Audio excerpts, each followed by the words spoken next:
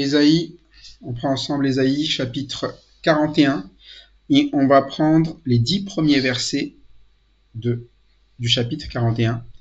Les 10 premiers versets, et on peut lire de ma gauche vers ma droite. Un verset chacun.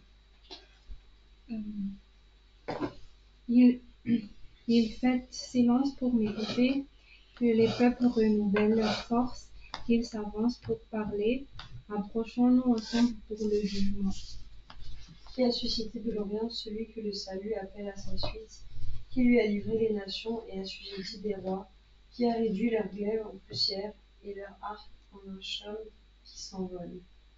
Il s'est à leur poursuite, il a parcouru avec bonheur un chemin que son pied n'avait jamais foulé. Qui a fait exister ces choses, c'est celui qui a appelé les générations dès le commencement, moi l'Éternel le premier, le même jusqu'au dernier visage. Les îles le voient, ils sont dans la crainte, les extrémités de la terre tremblent, ils approchent, ils viennent. Ils s'aident mutuellement et chacun dit à son frère courage. Le sculpteur encourage l'orfèvre, celui qui travaille au marteau encourage celui qui frappe sur l'enclume. Il affirme que la soudure est bonne, puis il fixe les bols avec des clous pour qu'elles ne soient pas branlantes. Mais toi, Israël, tu es mon serviteur. Jacob, tu es le peuple que j'ai choisi. Tu es né de mon ami Abraham. Je t'ai pris aux extrémités de la terre, je t'ai appelé d'une région lointaine, et t'ai dit, tu es mon serviteur, je t'ai choisi, et ne te rejette pas. Ne crains rien, car je suis avec toi. Ne promène pas des regards inquiets, car je suis ton Dieu.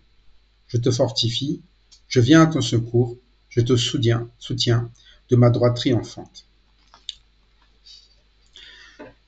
On rappelait la semaine dernière la manie que nous pouvons avoir à comparer Dieu avec, au final, notre force, nos idées. Et c'est souvent ce que les nations, ce que humainement nous faisons. Quand on dit nation, on s'inclut nous-mêmes. C'est qu'à un moment donné, quand Dieu fait les choses, quand il a créé les extrémités de la terre, les gens ont quelque chose à en redire alors qu'ils n'étaient pas là. Quand Dieu a mis en place toutes les lois, on sait qu'il y a forcément quelqu'un d'intelligent pour faire ces choses-là, parce que on ne peut pas avoir quelqu'un de moins intelligent faire quelque chose de plus intelligent. La preuve est, nous faisons des choses, mais ils sont toujours moins intelligents que nous. Et Dieu, c'est comme ça aussi, quand il fait quelque chose, c'est parce qu'il est au-dessus.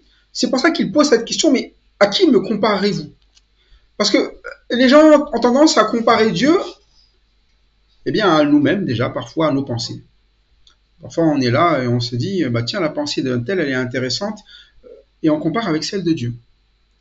Mais Dieu, c'est celui qui a créé l'homme, et dont l'objectif, il est très simple, c'est de consoler l'homme à cause de sa fragilité, à cause de son incapacité au final à faire ce qui est bon. Et c'est pour ça que sa consolation, c'était, comme il l'a dit, de ramener cette parole qui, elle, ne passera pas, alors que nous sommes simplement de l'herbe sèche, et puis on a notre fleur, celle qu'on trouve belle, parfois plus belle que ce que Dieu veut ramener dans notre vie. Et cette fleur, elle tombe un jour. C'est ce qu'il explique.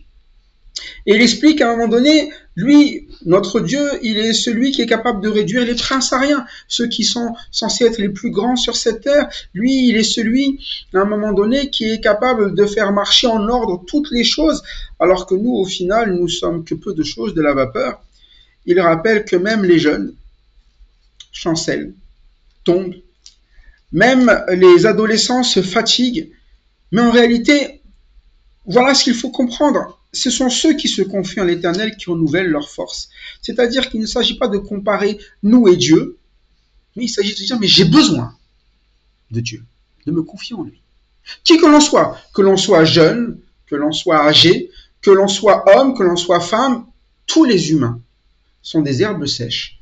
Et lorsqu'ils ne se confient pas en Dieu, l'herbe, à un moment donné, quand elle sèche, elle disparaît. C'est pour ça que ce passage, il est important parce qu'il se trouve dans Ésaïe, à un moment où Dieu s'adresse au final, on dirait à Israël, à Jacob, mais en réalité, il s'adresse au final aux nations aussi. Il se dit, mais en fait, vous, toutes les nations, vous réagissez comme si, à un moment donné, vous saviez mieux les choses que moi, je le sais. Et vous plaidez même devant moi. D'ailleurs, c'est un peu ce que font les humains. Eh bien, ils se plaident devant Dieu en disant, mais Dieu, si Dieu existait, pourquoi ces choses-là existaient? Dieu n'est pas juste. Les gens ont toujours quelque chose à dire sur Dieu, alors que nous sommes rien, en fait. En fait, on devrait apprendre tout le temps de Dieu et comprendre que quand Dieu nous parle, c'est une bonne nouvelle. Il est en train de nous dire ce qu'il y a à faire, à vivre. Sa parole, elle perdure éternellement. Ce n'est pas comme nos paroles à nous qui, un jour, disent une chose et le lendemain n'ont plus de valeur. C'est pour ça qu'à un moment donné, vient ce temps où il commence à dire ici aux îles, à tous ceux qui sont au loin, tous ceux qui ont leur sujet, tous ceux qui ont envie de parler. Les îles, c'est vraiment de côté lointain. Vous savez, normalement, une île, c'est difficile à atteindre. Et c'est isolé, on va se dire, et ils ont leur façon de vivre souvent qui est assez représentative de leur propre culture, de leurs habitudes, et ils ont leurs idées sur ce qu'est Dieu, parce que les choses ne parviennent pas jusqu'à eux, mais il leur dit à un moment donné, voilà ce que vous devez apprendre à faire. Faites quoi? Faites silence. Pourquoi faire? Pour écouter. Parce qu'on ne peut pas à la fois parler et écouter. Ça ne marche pas. Et le problème, c'est cela, c'est que partout au loin, partout dans notre île, dans notre isolation, on se parle beaucoup. On a beaucoup de choses à dire et des choses qu'on pense sur ce que Dieu devrait faire, ou ce que Dieu fait, ou ce que Dieu aurait dû être, ou ce que Dieu... Mais il dit, mais faites silence. Faites plutôt la chose qui est bonne à faire pour tous. Écoutez. Et c'est ça la vraie vie avec Dieu. Quand on est devant Dieu, normalement, on devrait être toujours à l'écoute. C'est souvent notre situation quand on est dans un besoin de secours. On recherche Dieu et on cherche Dieu pour qu'il nous écoute. Mais lui, ce qu'il veut, c'est qu'on l'écoute. D'ailleurs, quand on est dans une situation de danger, c'est plutôt là qu'il faut se calmer très vite et écouter pour savoir comment gérer la situation. Si vous avez tout le monde qui crie dans l'avion, on ne va pas entendre les instructions pour savoir quoi faire. Mais si tout le monde se calme, écoutez. Chacun, vous allez faire ça. Et on s'en sortira. Et c'est ça un petit peu, c'est que Dieu, il est là, il dit, mais écoutez, je vais vous donner les instructions, mais vous êtes trop bavards. Vous parlez dans vos têtes, vous parlez entre vous, vous parlez dans vos îles, mais lui dit, écoutez. Et après, il dit quoi? Que les peuples raniment leur force, qu'ils avancent. Vous, maintenant, avancez et qu'ils parlent, approchez-vous et plaidez ensemble. Il dit, moi, je vous dis d'écouter, mais il dit aussi quoi? Que les peuples raniment leur force, qu'ils avancent, qu'ils parlent, approchez pour plaider ensemble. À un moment donné, s'il y a quelque chose à venir à dire, vous allez le dire ensemble. Pas chacun dans votre île, chacun dans votre coin, mais en un peuple. Vous allez me ramener vraiment une parole qui est au final issue de ce que vous avez écouté. Et c'est ça en réalité la vie d'assemblée. Dans une assemblée, quand on parle, ne soyez pas étonnés qu'on parle tous d'une seule voix. Quand on chante la même chose. Quand on prie, nos prières se tournent de la même manière, dans la même personne, adorant une même personne, et notre plaidoirie a changé. Avant, lorsque l'on plaidait comme si on parlait à Dieu pour qu'il fasse ce qu'on veut. Maintenant, dans ma prière, on a appris à dire quoi? Que ta volonté soit faite. Et c'est ça la vraie plaidoirie. C'est que très souvent, nous avons cette plaidoirie envers Dieu où on veut comparer en se disant, mais moi je pense des choses, Dieu pense une chose, je pense que ce que j'ai dans la tête doit être ce que fait Dieu. Mais lorsqu'on s'approche ensemble, eh bien, qu'on s'amène d'un seul peuple, en fait, on va tous écouter la même personne pour savoir ce que nous avons à faire et notre plaidoirie change. Qu'on fasse ce que tu dises. On vient écouter. Et c'est là toute la différence entre ceux qui ont saisi qui est Dieu et ceux qui pensent toujours qu'ils sont à part quand ils sont devant Dieu. Et ils comparent Dieu avec eux. Mais Dieu, il rappelle toujours qui a suscité l'Orient. Celui que le salut appelle de sa suite, qui lui a livré les nations et assujetti les rois, qui a réduit leur gueule en poussière et leur arc en un chaume qui s'envole. C'est qu'à un moment donné, il dit, mais regardez, toutes les choses qui se sont déroulées, toutes les victoires que j'ai eues vis-à-vis de ces peuples, tous ceux qui ont été livrés, qui est-ce qui a fait cela? S'ils ont tous perdu, s'ils sont tous tombés, c'est qu'à un moment donné, c'est moi qui ai suscité cela. Si j'ai suscité un salut pour vous délivrer de ces peuples-là, c'est parce que c'est moi qui vous ai emmené là. C'est pour ça qu'il va apprendre et rappeler toujours que c'est la confiance en l'Éternel qui fait qu'on va toujours aller plus loin. Mais le souci, c'est qu'on a toujours cette non-confiance en l'Éternel et on reste toujours au même endroit. Et un peu comme ces nations, eh bien, qui au final sont livrées, qui sont assujetties, qui dans le glaive tombent en poussière, dans les arcs deviennent des pailles, c'est qu'à un moment donné, ces personnes, lorsqu'ils se confient dans leurs armes, voient leurs propres armes se quoi? Se détruire. Et c'est ça le problème des nations, c'est que ça a l'air fort en un instant parce que ça a l'air d'être armé. Mais au final, dans le temps, il y en a un qui reste toujours et les nations changent. Les peuples changent. Les rois changent. Les peuples les plus puissants d'hier ne sont pas les plus puissants d'aujourd'hui. Et vous voyez que ça change toujours la donne. Des peuples qui étaient peu hier deviennent puissants aujourd'hui. Mais il y en a un qui est toujours le même. C'est Dieu. Et chacun de ces peuples-là, il les a eus, eh bien, en les assujettissant, en ayant des victoires, eh bien, qu'ils ont ramenées, eh bien, à Israël, même sur eux, au peuple sur eux. Et à chaque fois, on va voir que c'est ça la vie de l'Éternel, c'est que si tu l'écoutes, si tu fais silence, tu vas apprendre sa volonté, et sa volonté, eh bien, elle n'est pas là pour t'amener dans une défaite. Sa volonté, elle surpasse la volonté des nations avec leurs armes, ceux qui sont censés être les plus forts sur cette terre. Quand l'Éternel s'adresse aux nations, il va expliquer la manière dont il va œuvrer avec eux et avec nous. Il dit, il s'est mis à leur poursuite. Il a parcouru avec bonheur un chemin que son pied n'avait jamais foulé. Qui a fait et exécuté ces choses? C'est celui qui a appelé des générations dès le commencement, moi l'Éternel le premier, et le même jusqu'au dernier âge. Il va expliquer même qu'à un moment donné, je vous ai amené à fouler un endroit que vous n'avez pas foulé, c'est moi qui ai fait exécuter ces choses-là. Dans chacune des choses où vous avez pu parcourir, même pour chercher le bonheur, c'est moi qui vous ai amené cela. Et en fait, à chaque fois que l'on regarde, les bonnes comme les mauvaises choses, c'est l'Éternel qui les a toujours ramenées. Et c'est ce qu'il veut apprendre eh bien, aux nations et aux peuples, c'est qu'à un moment donné, ceux qui ont amené depuis toujours les générations, ceux qui sont survécus, ceux qui ont vécu depuis toujours d'âge en âge, tout ça, c'est l'Éternel qui l'a posé. Et c'est important d'avoir cette notion, parce que parfois on regarde dans notre petite île, dans notre petit coin, et on pense savoir beaucoup de choses. Et on pense avoir acquis beaucoup de choses, et réussi beaucoup de choses. Mais l'Éternel, il va toujours appeler, si vous êtes là, si vous avez vécu ce que vous avez vécu, si vous êtes vivant, si vous avez vu un peu de bonheur, en fait, c'est moi qui étais là depuis de génération en génération. Et d'âge. C'est pour ça qu'il dit aux îles, écoutez.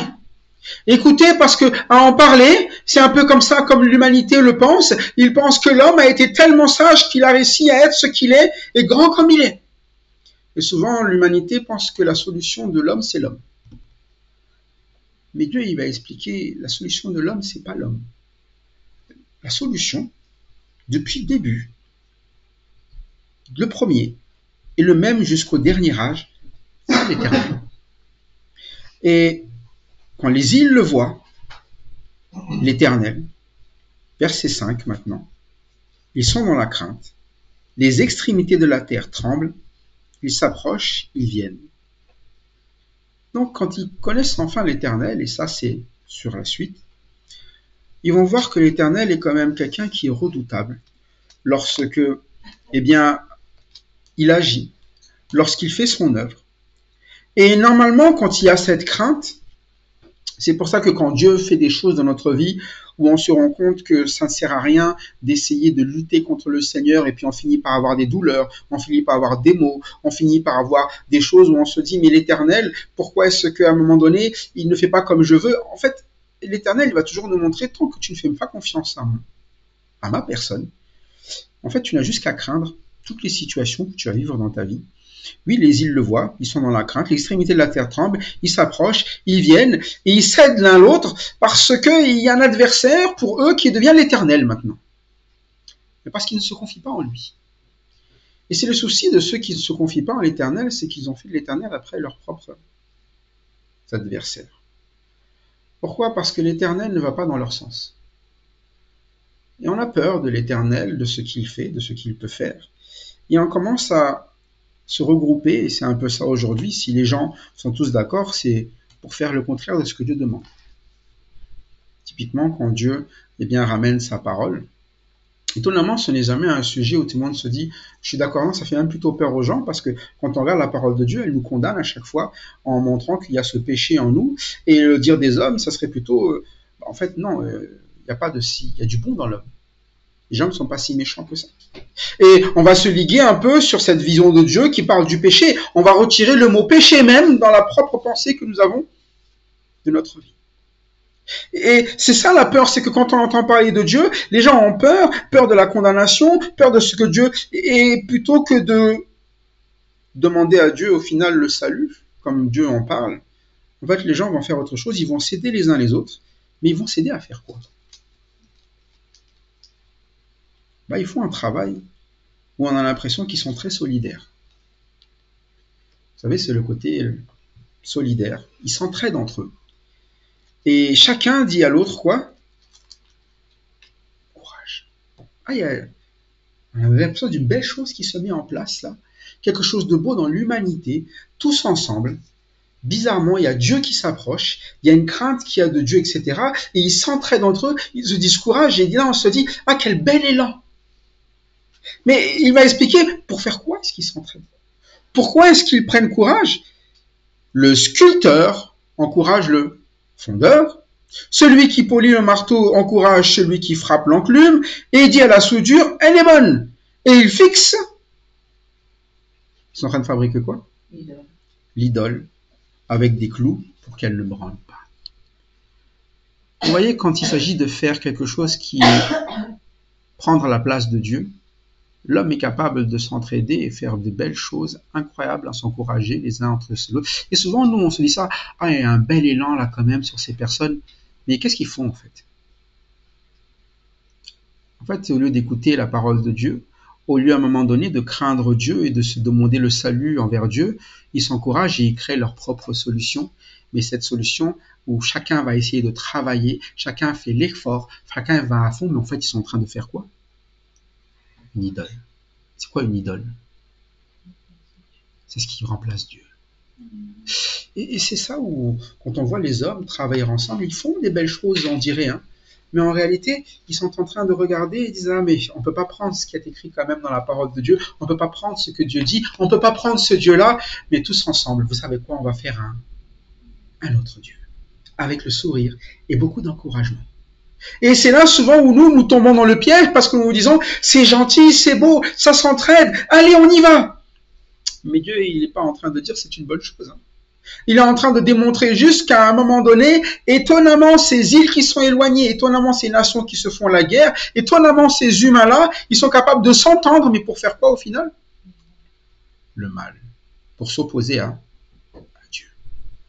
Et c'est ça souvent le souci qui se déroule lorsque, on n'écoute plus la parole de Dieu, qu'on ne fait plus silence quand on parle. Au lieu de s'assembler, pour avoir les mêmes mots devant Dieu, on commence à s'assembler plutôt quoi? Pour aller à l'encontre complètement d'eux. Mais ça passe inaperçu puisqu'on s'entraide et qu'on s'encourage. Mais c'est là qu'on va comprendre qu'à un moment donné, quand on s'entraide et s'encourage sans écouter Dieu, c'est qu'on va quand même faire quelque chose qui est toujours quoi? Mal. C'est pour ça que souvent, quand on a cet élan, même parfois dans l'église, on dit « Ah, ça vous plaît, t'as une bonne idée là, venez, on va faire ça. » Mais sur quelle base vous faites ça? Est-ce que c'est parce que vous avez écouté la parole de Dieu et vous vous êtes dit, j'ai confiance en Dieu et je me confie en ça, ou vous vous êtes dit, j'ai une bonne idée et on va quand même pas toujours faire que ce qu'il y a dans la parole de Dieu. Et ça change tout. Parce qu'on a l'impression que les deux sont bien, mais il y en a un qui est quoi? Qui n'a pas la même finalité. Il y en a un, on essaie de fabriquer quelque chose, de le mettre en place, de le faire tenir, alors que l'autre, c'est celui en lequel on doit se confier. L'autre, elle a besoin de nous. Et c'est ça, souvent, nous, on est content quand l'idée vient de nous, quand elle a besoin de nous. Ah, ce qu'il a fait, c'est nous qui l'avons fait. Et là, tout le monde est quoi? Content. Tout le monde là est en train de se dire, qu'est-ce qu'on est géniaux, qu'est-ce qu'on est incroyable, on a eu une excellente idée. Par contre, on ne veut pas entendre, c'est la parole de Dieu, parce que là, on va dire quoi? Gloire à qui? Gloire à Dieu. Et c'est pour ça que dans ce passage, parfois ça peut passer inaperçu. On se dit, mais quel est le mal? Ils s'encouragent. Quel est le mal? Ils s'entraident. C'est plutôt une belle chose. Oui, mais c'est sur quelle base? Et ça change la manière dont notre vie sera conduite par la suite. C'est pour ça que quand ils s'adressent ici, ils donnent leur rôle à chacun. Il dit, il y a des fondeurs, il y a ceux qui sont au marteau, ceux qui sont à la soudure. Chacun va avoir son ministère, mais pour fabriquer une idole. Chacun va avoir sa place, son rôle, parce que chacun veut une place pour fabriquer son idole. Mais avec Dieu, nous, on est juste des quoi? Des gens qui doivent écouter. Non, on ne veut pas faire ça, nous. Nous, on veut faire l'idole. L'avantage d'une idole, c'est qu'on peut lui faire quoi? Exactement. C'est mieux, non?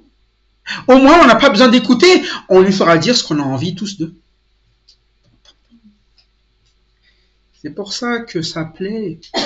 C'est pour ça que quand on va amener la parole de Dieu, les gens la craignent parce qu'ils se disent, mais on va parler de péché, on va parler de changement d'attitude, on va parler de repentance. Et ça fait peur à chaque fois parce qu'il y a beaucoup de choses qui, dans notre vie, il est vrai, la parole va pointer, ce n'est pas bon.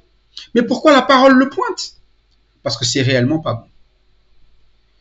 Si votre médecin ne vous pointe jamais vos problèmes, c'est qu'il y a un problème. Normalement, le médecin, il est là plutôt à chaque fois pour diagnostiquer, pour chercher ce qui ne va pas pour vous soigner. On ne vous envoie pas faire des examens à un moment donné en disant je t'envoie faire l'examen pour à un moment donné ne pas soigner derrière. Et c'est ça la parole de Dieu. La parole de Dieu, elle est là pour nous ramener, non pas ce qu'on veut entendre. Elle est là pour soigner ce qui est là pour purifier, sanctifier, relever. Elle est là, comme il le dit au chapitre 40, pour nous consoler. Et parfois, on veut jouer les grands en se disant, mais j'ai pas besoin de consolation, je vais me débrouiller tout seul. Je vais me consoler moi-même. Parfois, un petit peu comme cela, on nous dit, mais je vais me consoler moi, tiens, je vais faire ça, ça me fera changer les idées, ça me passera le temps. Mais c'est pour ça que Dieu, il insiste sur cette partie en disant à un moment donné, il fixe l'idole avec des clous pour qu'elle ne branle pas. Ça veut dire que ce que tu es en train de fabriquer là, toi qui penses être fort, tu es en train de le faire tenir. Ça veut dire que c'est un truc qui est censé quoi? Tomber. Ça va tomber à un moment donné. Et c'est pour ça qu'une idole, c'est attirant au début. C'est magnifique une idole, fabriquée.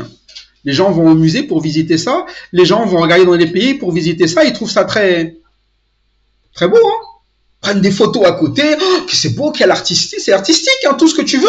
Mais le problème, c'est que les gens prient devant, alors que ce ne sont que des quoi? C'est des statues. Les gens se confient alors qu'ils viennent juste de les quoi? De les fabriquer. On est fous. Et c'est ça toute la différence, c'est qu'à un moment donné, Dieu il va dire toute la folie de l'homme dans sa tentative de bien faire. Et toute la folie de l'homme a comparé Dieu à ses idoles. Vous comparez celui qui a tout fait et vous essayez de le rabaisser à votre image d'idole et vous mettez en avant ce que vous créez. Donc ça veut dire que vous êtes les dieux des dieux, non? C'est les dieux, les hommes qui fabriquent les dieux. C'est ça les dieux des dieux. Et l'avantage quand tu es le dieu de Dieu, c'est que tu dis au Dieu ce qu'il y a à faire. Et c'est pour ça qu'à un moment donné, il va parler, toi Israël. Toi, c'est une vie différente à laquelle je t'ai appelé. D'abord, je t'ai appelé à être quoi? Israël, mon serviteur. Il commence par cette phrase. Parce qu'un serviteur, il a une faculté. Servir. Et comment il sert? Si vous avez déjà eu quelqu'un à votre service, vous avez déjà allé au restaurant, comment est-ce qu'un serveur fait bien son travail? Ouais, mais comment? Vous regardez, vous lui dites, je veux poulet frites. Et il va vous ramener? C'est ça, non? S'il vous le ramène du poulet avec du riz, vous allez dire quoi? Parce que j'ai commandé. C'est ça. Donc il faut qu'il apprenne à bien écouter et à bien retenir ce qui lui a été dit. C'est ça un serviteur. C'est pour ça qu'il l'appelle Israël, mon serviteur. Je dis, je t'ai donné une place. Tu as l'occasion d'entendre tout ce que je te demande et de le faire. Et c'est là où il va placer la différence entre ces îles qui sont là en train de fabriquer leur Dieu, qui ne veulent pas écouter, mais qui veulent faire. Et faire parler. Et Israël, qui va apprendre à quoi? À écouter pour servir, pour bien faire. Mais le serviteur, il faut savoir que c'est la personne qui va faire les choses comme le demande celui qui demande le service. Et c'est Dieu qui demande le service. Et quand Dieu demande un service, il le demande bien. Il le demande avec exactitude.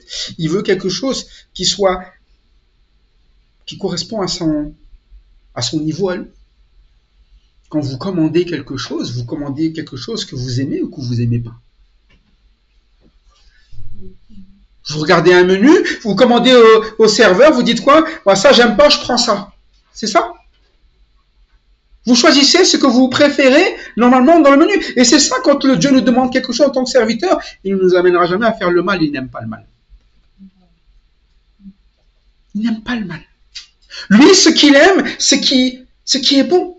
Lui, ce qu'il aime, c'est le salut. C'est ça qu'il veut ramener. Ce qu'il aime, c'est nous consoler. Il nous aime. C'est pour ça qu'à un moment donné, quand il va donner un ordre, il va demander ce qu'il aime. Notre salut, son amour pour nous, nous relever, nous consoler. Et c'est pour ça que faire confiance à Dieu, c'est assez normal. C'est bien lui qui nous a créés pour que nous ayons ce souffle de vie. C'est pour ça que c'est fou de ne pas écouter quelqu'un qui nous aime. Vous savez qu'il vous demandera quelque chose toujours de bon pour vous. C'est comme à un moment donné, quelqu'un qui pense à vous avant de penser à lui-même. Vous savez que cette personne-là, elle fera toujours attention à ce dont vous avez besoin, non? Et c'est pas ce que Dieu a fait. À la croix, il a pensé à qui? Notre Seigneur Jésus-Christ. À nous. Pourtant, la douleur, qui est-ce qui avait mal? Et c'est là où il ne peut pas vous demander le mal. Le mal, il l'a même pris pour nous. C'est pour ça que quand il nous appelle à servir, ça ne pourra jamais être contre nous. C'est pour nous. C'est pour ça que quand il parle à Israël, toi Israël, mon serviteur, Jacob que j'ai choisi, et que j'ai quoi aussi? Race d'Abraham que j'ai aimé. Tu es un serviteur. Je t'ai choisi. Je t'ai aimé. Et c'est là où on voit quelqu'un qui a vraiment reçu l'amour de Dieu, qui a compris l'amour de Dieu en Christ. Il sait qu'à un moment donné, les demandes qui lui sont faites, elles sont faites par amour qu'il a fait. Je t'ai choisi, c'est moi qui t'ai sauvé. C'est-à-dire qu'à quel moment est-ce que je te demanderai quelque chose de nocif? Je ne t'ai pas sauvé pour te détruire.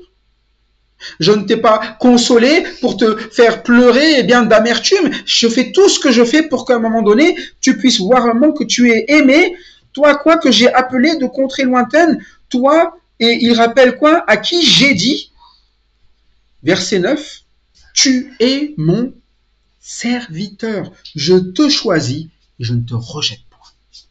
Et quand il parle de cela, à Israël, c'est bien pour montrer tout l'amour qu'il a et la place qu'il lui a donnée. Parce que le problème d'Israël, c'est qu'il est en train de faire quoi en ce moment? Il est en train de faire comme les nations et comparer Dieu avec les dieux étrangers. C'est ce qui s'est passé avec Akaz. Akaz a commencé à mettre en place des dieux étrangers à l'intérieur du pays. Et il a commencé à un moment donné à se dire, pourquoi pas faire comme les autres? Mais il est en train de rappeler à Israël, rappeler à tout le peuple de Juda. Il dit, mais en fait, rappelle-toi, je t'ai choisi, je t'ai aimé, et je te rejette pas. En fait, la personne qui rejette, c'est qui? C'est toi.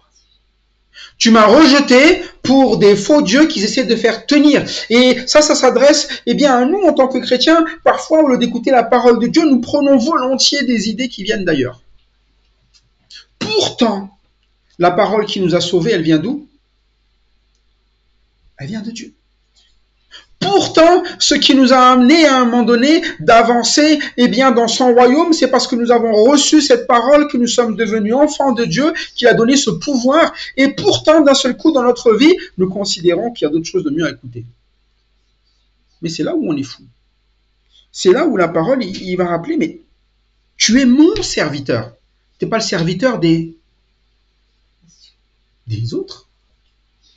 C'est-à-dire qu'à un moment donné, c'est moi que tu dois servir, c'est moi qui t'ai choisi et moi je ne t'ai pas rejeté. Ça veut dire que le problème, il ne vient pas de moi. S'il y a un problème, il vient de qui? De nous.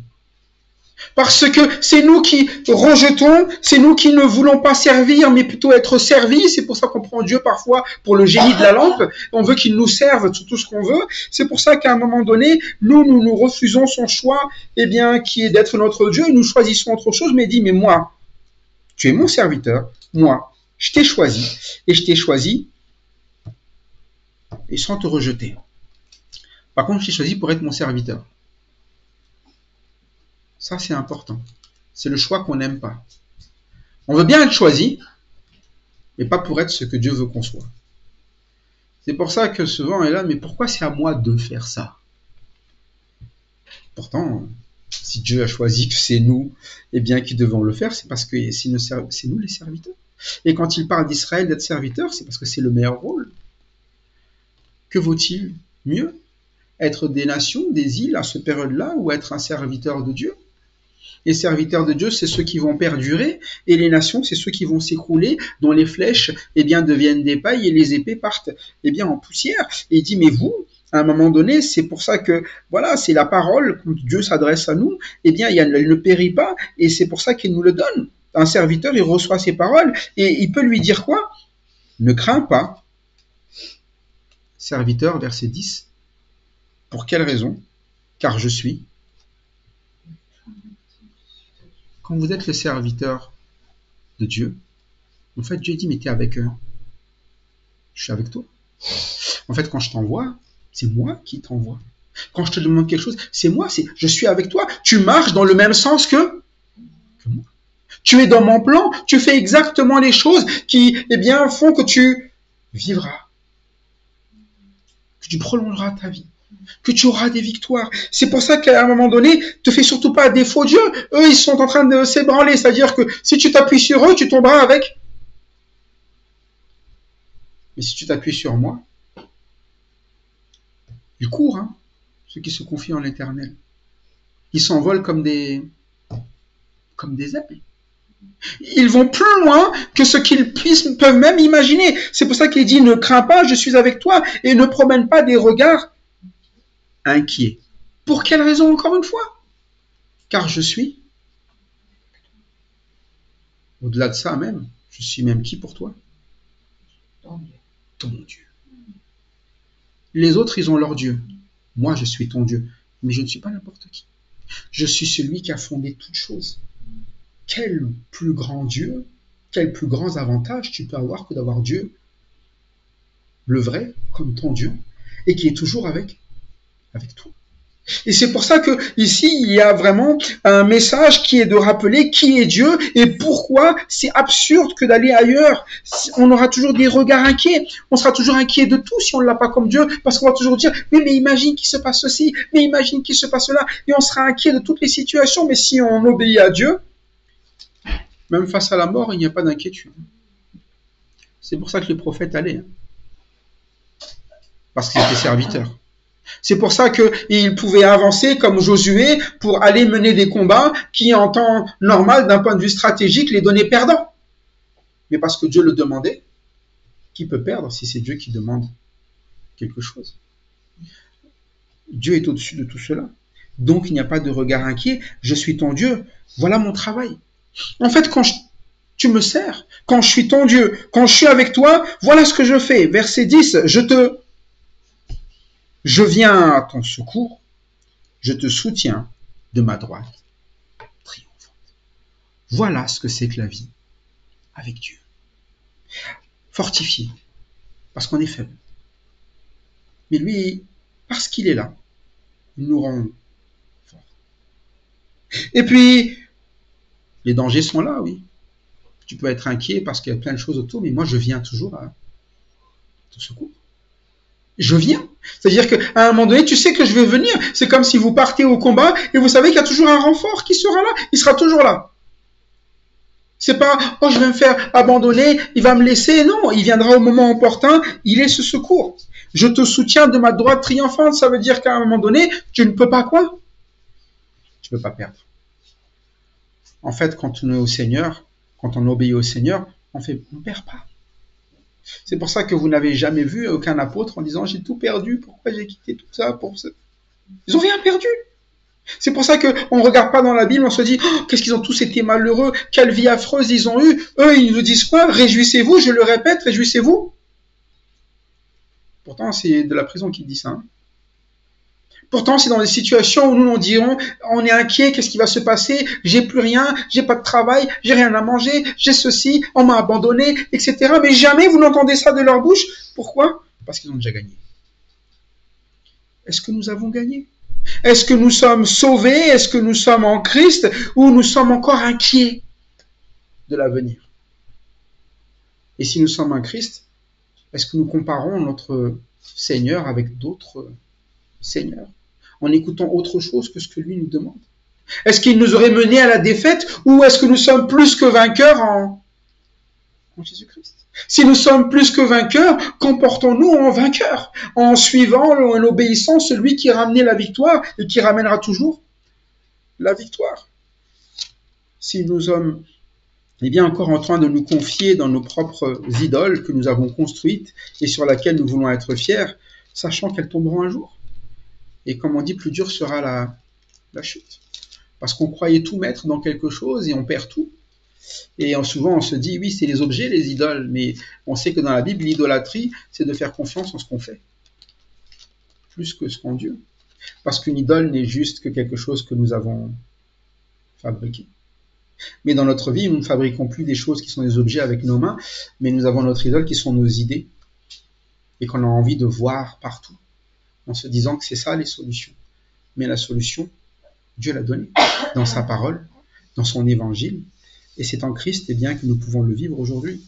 Voilà pourquoi soyons de ce peuple aimé, choisi, serviteur de Dieu, le peuple qui est dans le corps de Christ, que ce soit Christ le chef de notre foi. Nous amenons toujours de victoire en victoire pour la gloire de Dieu et pour élever le nom de celui qui a fait toutes choses. À Dieu la gloire en Christ. Amen.